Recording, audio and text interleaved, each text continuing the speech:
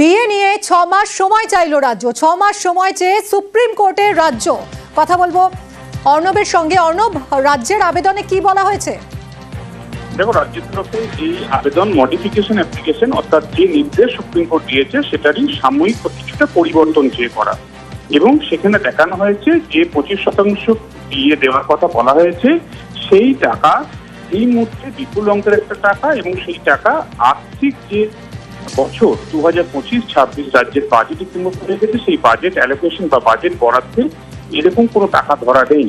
এই অবস্থায় ওই টাকা দিতে গেলে বাজার থেকে ঋণ বা ধার করতে হবে, এবং সেটার একটা জটিল প্রক্রিয়া, কেন্দ্রের নির্দিষ্ট দপ্তরের অনুমতি লাগে, তাই সময় প্রয়োজন রাজ্যের, এবং 6 মাস সময় চেয়ে রাজ্যের তরফে এই আবেদন রাখা হয়েছে সুপ্রিম কোর্টের কাছে।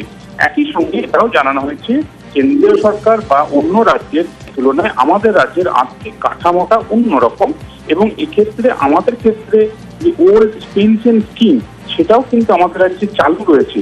কাজে বিভিন্ন দিক, সেগুলোর সাহায্য বা সেগুলোর বৈসাদৃশ্য বিভিন্ন কিছু করে, এবং বিভিন্ন কেন্দ্রীয় প্রকল্পের টাকা বা ফান্ড সেটা দিনের পর দিন আমাদের রাজ্যের ক্ষেত্রে কমছে। যেমন বর্তমানে 100 দিনের কাজে কোনো টাকাই রাজ্য পায় না, এবং প্রায় বকেয়া 6,000 কোটি টাকার কাছাকাছি রাজ্যের বকেয়া রয়েছে কেন্দ্রের কাছে। সব মিলে কেন্দ্রের কাছে এই মুহূর্তে রাজ্যের বিভিন্ন প্রকল্প বা বিভিন্ন বাবদ পাওনা প্রায় 1,87,000 কোটি টাকা।